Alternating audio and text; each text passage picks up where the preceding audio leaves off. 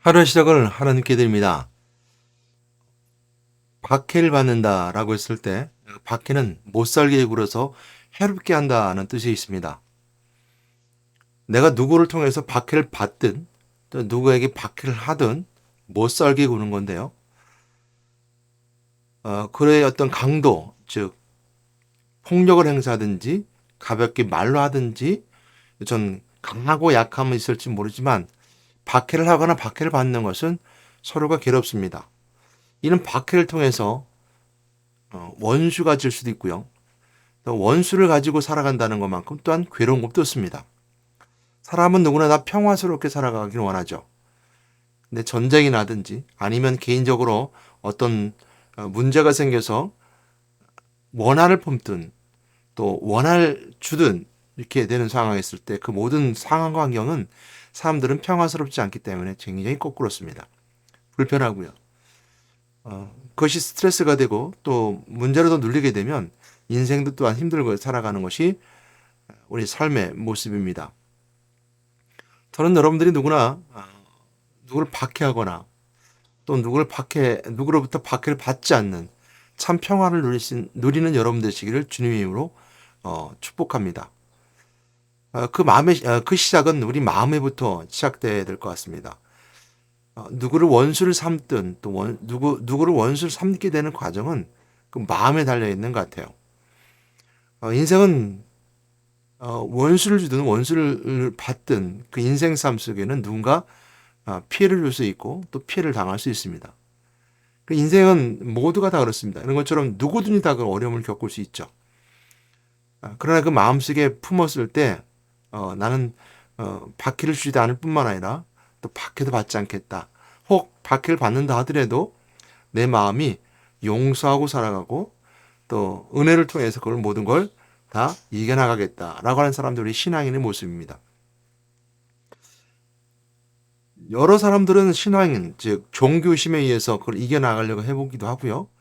또한 그걸 이 종교심으로 해결하지 못하면 똑같이 누군가에게 폭력을 행사하든 그 문제를 해결하기 위해서 많은 시간을 할애해서 어떤 문제를 해결하고 해답을 찾으려고 노력합니다.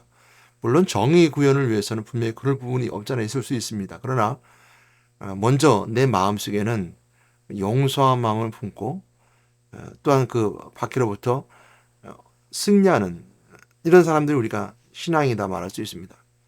그래서 설교 중에 가장 어려운 것 중에 하나가 뭐냐면 박해하는 자를 위해서 기도해 주세요. 여러분들 핍박하는 자를 위해서 기도하세요. 원수를 사랑하세요만큼 힘든 설교는 없을 것 같습니다. 왜냐하면 누구든지 그만큼 원수를 사랑하기는 쉽지 않은 것이기 때문이죠. 박해를 받았던 사람이 저 사람을 내가 용서해야 할 거야. 시간이 지나면 기억을 잃어버릴 수도 있고 시간이 지나면 해결될 수 있을 거야 라고 말하지만 그렇지 않습니다. 어떤 어려움이 있고 그것이 원수처럼 생각하는 것이 원수가 된 것이 내 몸에 내 마음에 박히게 되면요. 평생 그건 그 마음속에 가지고 살아가는 거죠. 그러나 성경은 우리에게 분명하게 원수를 사랑하세요. 또한 박해자를 위해서 기도하세요라고 성경이 분명히 말씀해 주고 있죠. 그 말씀이 나오는 것은 이제 마태복음 5장인데요. 원수를 사랑하면 박해하는 자를 위해서 기도하라라고 하셨던 것은 예수님의 말씀입니다. 예수님 말씀 한번 같이 보도록 할까요? 또 내 이웃을 사랑하고 내 원수를 미워하라 하였다는 것을 너희가 들었으나 나는 너희에게 이르노니 너희 원수를 사랑하며 너희를 박해하는 자를 위해서 기도하라. 이같이 한즉 하늘에 계신 너희 아버지 아들이 되리니 이는 하나님이 그 해를 악인과 선인에게 비추시며 비를 의로운 자와 불의한 자에게 내려 주심이라. 이 45절 말씀만 보게 되면 은총이라는 단어죠. 누구나 동일하게 주신 하나님의 은혜, 그러니까 보편적 은혜라고 표현을 쓰기도 하고요. 또한 캐톨릭이나 또한 이런 그 영성을 생각하는 사람들, 더 깊이 묵상하는 사람들 용어는 은총. 하나님이 모두에게 주시는 것을 은총이다라고 말하죠. 비를 내린다든지 햇빛을 준다든지 이런 건 다 은총이죠. 은총 속에 들어가면 알게 되는데요. 먼저 어머니 생각할 수 있는 것은 구약 성경에서는 원수를 사랑하는 말이 없습니다. 처음 시작할 때 말씀하셨던 것처럼 눈에는 눈, 이에 이처럼 너희들 이렇게 들었거니와 이렇게 들어 43절 말씀이죠. 내 이웃을 사랑하고 내 원수를 미워하라 하였다는 것을 너희가 들었으나 우리 보편적인 세상의 이치죠. 이웃을 사랑하고 원수를 미워해서 사랑하는 사람들끼리 함께 어우러 살며 사랑받고 사랑하며 살아갑니다. 근데 그 사랑과 원수 사이는 종이 한 장 차이 같아서 가정에서도 마찬가지로 함께 살 때는 사랑하며 살아가지만 문제가 생기고 또 서로 마음이 갈라지면 그만큼 원수가 없어요. 서로 죽일 사람이 되죠. 저 사람은 죽일 사람, 이 사람은 죽일 사람. 이렇게 서로가 원수가 됩니다. 가정에서조차 사랑이 결정체라고 가정에서조차도 그렇게 됩니다. 오늘날 같은 경우는 심지어는 혈연 관계, 부모 자식 관계도 이렇게 되는 것 같아요. 목회를 하다 보면 그런 간증을 많이 듣고 상담을 많이 듣게 되는데 가족끼리도 원수가 되어 서로 안 보고 살아가는 사람들이 꽤 많더라는 겁니다. 뭐 그 중심에는 물질이 있을 수 있습니다. 돈이 문제가 있을 수 있고요. 사회 테두리 속에서 혈연 관계를 묶어주려고 많이 노력을 하죠. 그래서 상속 문제라든지 또 자식 부모를 봉양하는 이제 이렇게 봉양하는 문제라든지 이런 것들을 통해서 사회적 장치가 혈연 관계를 어떻게든 묶어주고 노력을 많이 하짐에도 불구하고 서로 이제 남남처럼 원수처럼 이제 살아가는 경우를 종종 보게 됩니다. 그 깊은 내면은 알 수 없지만 이것이 세상의 모습이고 세상의 어떤 규칙과 같아서 처럼 구약에서도 마찬가지로 내 이웃을 사랑하고 내 원수를 미워하라는 것을 내가 들었으나 예수님께 말씀하셨습니다. 나는 너에게 이르노니 너희 원수를 사랑하며 너희를 박해한 자를 위해서 기도하라. 이같이 한지 이렇게 말씀하고 있습니다. 너희 하나님에 계신 너희 아버지 아들이 되리라. 이 말씀 속에 있는 것처럼 왜 예수님께서는 원수를 사랑하고 박해하는 자를 위해서 기도하라라고 말씀하셨을까요? 이제 뭐 오늘 본문에서는 해답이 있었습니다. 이같이 한즉 하나님의 아들이 된다 그랬습니다. 하나님의 아들이 된다는 것은 구원받은 사람이 되고 구원받은 백성이 되는 것인데요. 구원받은 사람들이 가장 먼저 전제되어야 될 조건이 바로 그리스도의 은혜 가운데 있는 하나님 만나는 것이고 제사함 받는 제사장 되신 그리스도 은혜를 제사장 되신 그리스도 은혜를 경험하는 것이고 내가 죄를 고백함을 통해서 제물 되신 그리스도를 따라 내가 제사장의 제물 되어지는 내 삶이 되기 때문이며 예수 그리스도 죽으시고 사망 권세 깨트를 통해서 우리가 참된 자유함을 누릴 수 있는 왕의 권세가 우리가 있기 때문입니다. 이것이 갖추어졌을 때, 이것이 누려졌을 때 우리가 하나님의 아들이 주시는 은혜를 누릴 수 있는 것입니다. 그러니까 아들이니까 아버지를 만날 수 있고요. 아들이니까 아버지로부터 죄를 용서받을 수 있는 것이고요. 또 아들이니까 아버지로부터 상속받을 수 있는 상속권이 있는데 그것이 천국뿐만 아니라 아버지 닮은 자식의 모습은 아버지 주신 능력이 있습니다. 왕의 아들은 왕자인 것처럼 아들이 권세를 누릴 수 있기 때문입니다. 그렇기 때문에 오늘 이것을 먼저 생각해봐야 됩니다. 그리스도가 그렇게 말씀해 주셨는데 이 그리스도의 은혜 바로 제사장 되신 그리스도의 은혜에 우리가 생각해 볼 수 있죠. 원수를 사랑하며 박해한 자에서 기도하라는 말씀 속에 있는 것은 예수님께서 우리를 구원하시기 위해서는 하나님 우리를 용서해 주셔야 되기 때문입니다. 근데 용서해 준다는 것은 바로 죄를 용서하신다는 건데 죄는 하나님으로부터 멀어진 것이기 때문이죠. 창세기 3장의 사건에 나온 것처럼 하나님과 인간의 사이에는 한 사랑 가운데 하나님 주신 동산에서 함께 살고 있었습니다. 근데 하나님 만드신 그 모든 짐승 중에 가장 간교한 뱀이 사단이 그 뱀 속에 들어가서 뱀의 유혹을 통하여서 결국 하나님과 원수가 되는 사실은 하나님이 원수 삼지 않았지만 사람이 하나님과 멀어짐을 통해 사람이 원수 삼아지게 되는 그래서 에덴 동산에서 쫓겨나게 되고 결국 죄 가운데 있게 됩니다. 그러므로 하나님이 원수를 사랑하셨기 때문에 하나님의 약속을 어기고 하나님을 떠났던 인간을 사랑하셨기 때문에 예수님께서는 하나님이 너희를 사랑한 것 같이 너희도 사랑해라 라고 말씀해 주고 있죠. 또한 예수님께서는 예수 믿는 사람들이 핍박당하는 것처럼 예수님이 이 땅에 오셨을 때 하나님이 인간의 몸을 입고 이 땅에 오셨을 때 사람들은 핍박해 줬습니다.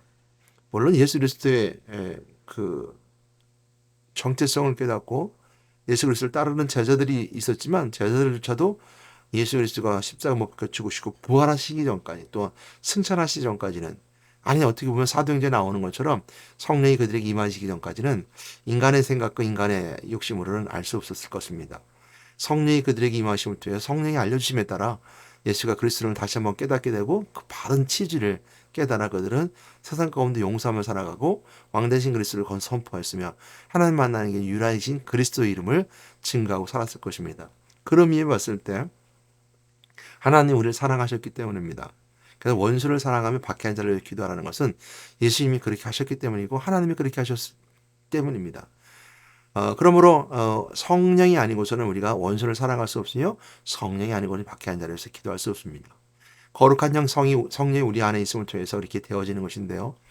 우리 성령의 은혜를 구할 수 있는 것은 기도할 때, 또 내 마음의 문을 열고 예수를 영접할 때 성령이 나로 하여금 기도하게 하여 주시고, 성령이 나로 하여금 예수 그리스도가 그리스도를 알게 하시고, 성령을 하여금 예수 그리스도가 우리를 위해서 십자가에 죽으시고 우리 하나님 우리를 용서하시 사랑하셨다는 걸 알게 되고 깨닫게 될 때 우리는 원수를 사랑할 수 있으며 박한 자로서 기도할 수 있습니다. 여러분, 전 분명히 말씀드립니다. 여러분이 예수 그리스도를 마음 품지 아니하면 여러분 원수 사랑할 수 없습니다. 교회 안에서도 마찬가지입니다. 교회 밖에도 마찬가지지만 교회 안에, 또한 교회 안에서 중직자뿐만 아니라 목회자들도 마찬가지입니다. 저 또한 이 마음속에 언제든지 원수가 내 마음을 들어와서 언제든지 뒤집어 놓을 수 있습니다.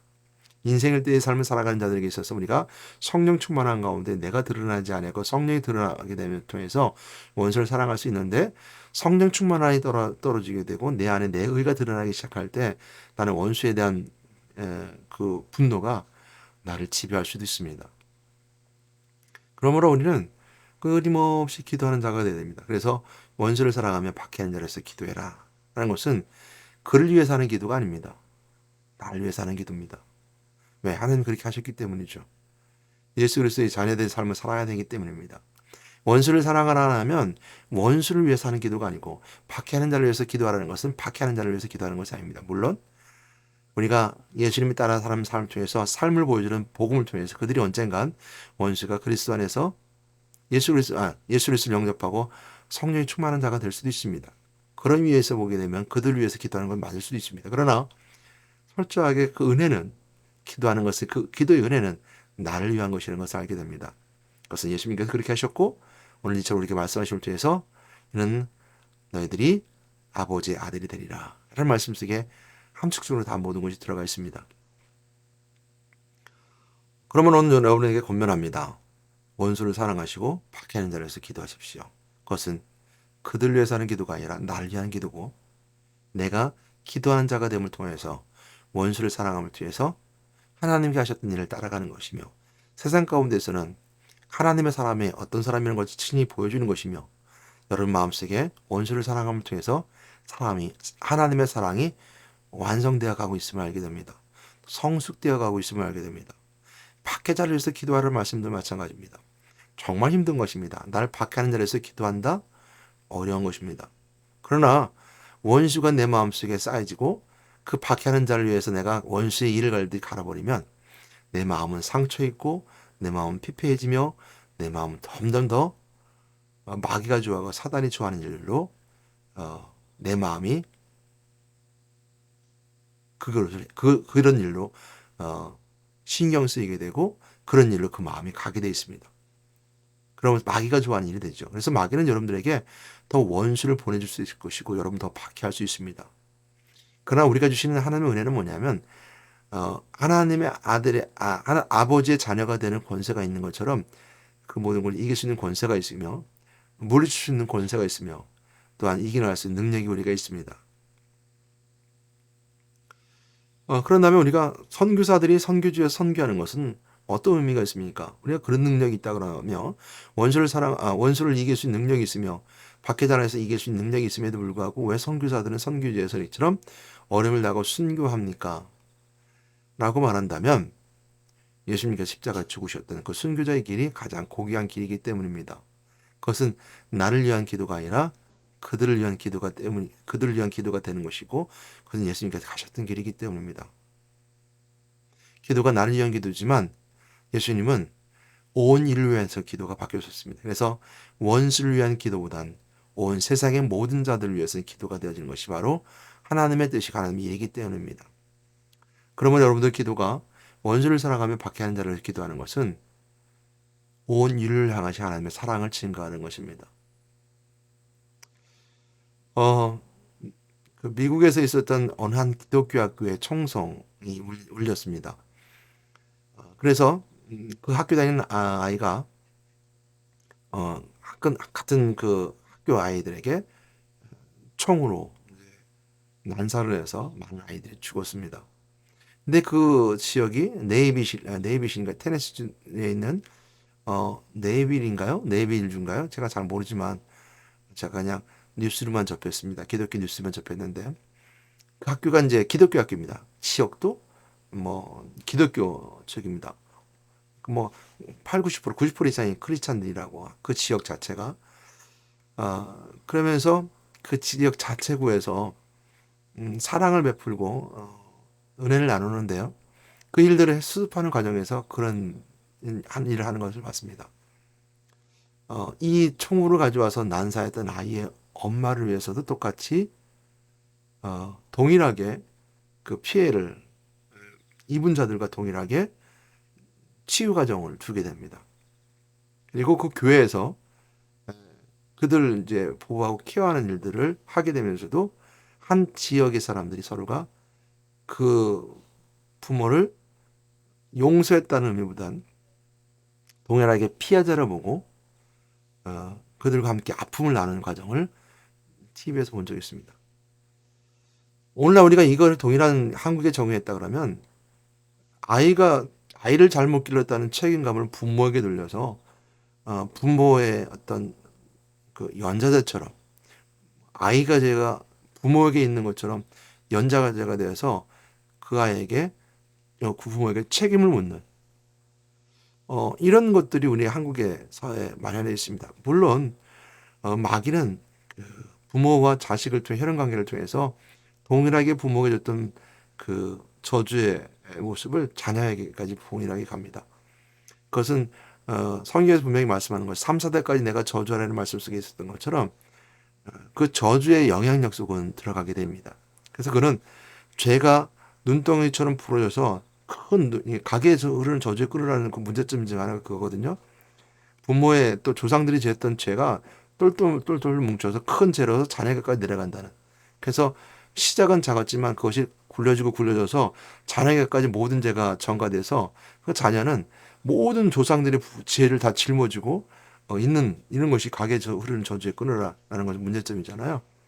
그런 죄가 아니라 영향력 속에 들어가 있는데 그 저주의 그 영향력 속에 드는 것은 마귀가 들어오고 마귀가 주는 그 영향력이 더 커지고 확대된다는 것이고 더 깊이 들어갈 수 있다는 겁니다. 왜냐하면 나의 조상과 조상을 마귀는 영적 존재고 처음부터 있었기 때문에 너무 잘 알기 때문에 그 틈을 타고 들어올 수 있고 혈액 속에 있는 그 DNA 속에 숨겨져 있는 습관과 DNA 속에 숨겨 있는 그 부모와 그 형제들과 또 조상들이 가지고 있는 그 DNA 속에 모든 그 죄의 통로들을 마귀는 더 잘 알고 있고 더 깊이 들어갈 수 있고 더 잘 알고 더 많이 다가올 수 있기 때문에 있습니다. 그런 의미에 봤을 때 부모가 자식에게 올 수 있는 것이 제 영향력 속에 있을 수 있고 저주의 영향력 속에 있을 수 있습니다. 뭐 예를 들어서 부모의 모습을 자녀가 닮아가는 부분이 있죠. 얼굴을 닮고 또 성격도 닮고 또한 여러 가지 그 삶의 패턴도 닮아갑니다. 부모로부터 배운 것이 아니라 예를 들어서 할아버지 모습을 이제 아이들이 가지는 경우 있어요. 그러니까 얼굴 보는데 아버지 닮았는데 할아버지 닮았어요. 또 성격은 아버지는 착한데 참 뭐죠 이렇게 차분한데 아이가 할아버지 닮처럼 막 급해요. 이렇게 아버지 모습을 배운 것이 아니라 그 할아버지의 성격도 그처럼 DNA 속에 들어있는 것을 보게 되죠. 그 영향 속에 들어오는 것도 있을 수 있습니다. 그처럼 이런 것들을 생각해 봤을 때 오늘 보게 되는 그 안에 있는 그래서 원수를 사랑하면 박해한 자에서 기도하라라는 말씀 속에 있는 하나님의 자녀되는 것을 이길 수 있다는 능력이 바로 것에 있고요. 마귀를 이길 수 있는 것도 바로 그런 것에 있게 됩니다. 그래서 오늘 이 은혜 가운데 한번 볼 수 있는 메시지도 바로 그런 부분들인데요. 여러분들은 원수를 사랑하시고 박해한 자에서 기도하는 그 말씀을 기억하시면서 나의 힘으로 될 수 없습니다. 그러나 성령이 주신 힘을 통해서 예수 그리스도의 말씀을 붙잡고 사랑하면 사랑할 수 있습니다. 박해한 자로서 기도할 수 있습니다. 그것이 오늘 주시는 메시지 가운데 예수님이 주시는 메시지입니다. 꼭 기억하시고 오늘 하나님의 자녀되는 자의 건설로서 기도하신 여러분 되시기 바랍니다. 내 능력으로 할 수 없습니다. 내가 가지는 모든 지식으로는 할 수 없습니다. 원수를 사랑하지도 못할 뿐만 아니라 박해 자리에서 기도할 수 없습니다. 성령에 의지하시는 여러분 되시기 바라고, 말씀에 따라 순종함을 통해서 행위 속에서 그리스도가 은혜가 드러남을 통해서 복음을 전하는 여러분 되시기를 주님의 이름으로 부탁드리고 권면하며 축복합니다. 오늘도 하루 삶 속에서 원수가 있다면 원수의 마음 품고 용서하는 여러분 되시고요. 또한 박해하는 자가 있다면 그를 위해서 기도해 주십시오. 그 박해하는 자의 불의를 갚으시는 것은 하나님이십니다. 마지막 심판대에 쓰는 것이 공의로우신 하나님이시기 때문입니다. 여러분이 그것을 갚지 마시고 하나님이 갚으신다는 말씀을 붙잡고 오늘도 승리하는 삶이 되기를 주님의 이름으로 축복합니다. 사랑과 은혜가 많으신 하나님 감사합니다. 이 아침에 하나님 말씀을 증거한다고 전했지만 듣는 자가 귀를 열어주셔서 듣게 해주시고 말하는 자들 입술에 축복을 함께 심투해서 성령 인도하게 받게 하셨사오니 아버지 하나님께서 성령의 소리를 듣게 하여 들려주시고 함께 하셨음을 믿습니다. 오늘도 원수를 사랑하며 박해하는 자를 기도하라는 말씀이 저 또한 힘들고 어려운 일이고 할 수 없는 일이지만 예수님이 그 길 걸어가셨고 예수님 말씀을 붙잡고 간다면 성령의 인도하심 받아 가능하게 되리라 믿사오니 아버지 오늘도 성령의 주신 은혜를 통해서 마귀의 계략을 깨뜨려 버리고 악한 영의 계략을 깨뜨려 버리고 오늘도 승리의 사의 삶으로 은혜 가운데 나가게 인도해 주시옵소서. 예수 이름으로 기도드렸습니다. 아멘.